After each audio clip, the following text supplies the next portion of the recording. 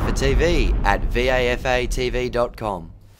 Hello again, welcome to the Division 1 preliminary final preview, joined by the Division 1 Scribe, James Ried. James, it was a couple of really exciting games at Bill Laurie Oval last weekend, none more so than Williamstown CYMS, getting the jump on Theory Penola and then maintaining it, getting challenged and running away with it in the end. That was definitely the highlight. Theory came back to within 10 points late in the fourth, but Willie held off and got the job done.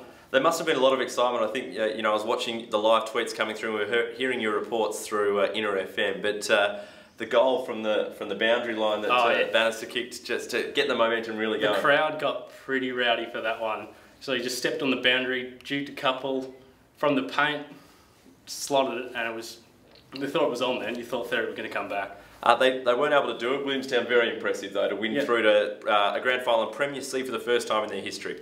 They were pretty good. Their two forward duos of John and Gray, they were outstanding. They really kept Theory on their toes, and Theory just couldn't get the ball off them. I was there for the first half, and Williamstown looked like they just worried Theory Penola out of the contest early in the game. Great tackling pressure in the forward line. That's what it seemed to be based on. It's something we haven't seen all year, that Theory were actually on the back foot, and they were pushed to the limit.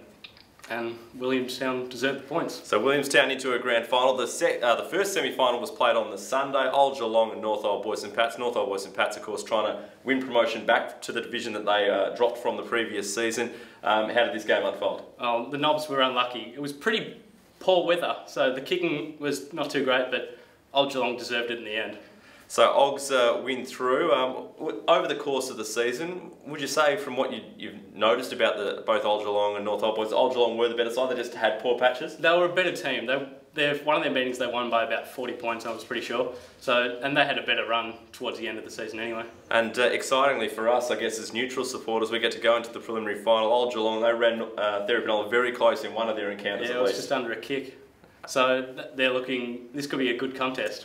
Theory Penola, of course, their last loss was in a second semi-final last year. You were covering it for that Division 1 back, Division 2 back then. You weren't covering Division 2, but they were in Division 2 then, and they went on and beat Yarra Valley in the grand final.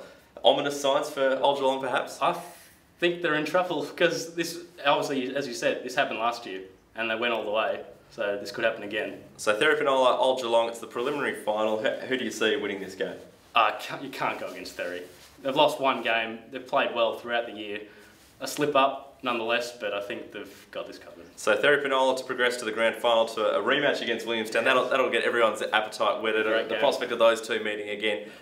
Just a quick tip again. A week out from the grand final. Still, are you going to stick with Theory to come through? I think I have to stick with Theory. The Williamstown supporters gave me a bit of stick, but I think I have to stick with Theory still. Good on you, James. Well, we'll look forward to your grand final preview next week. That's all we've got time for on Division 1.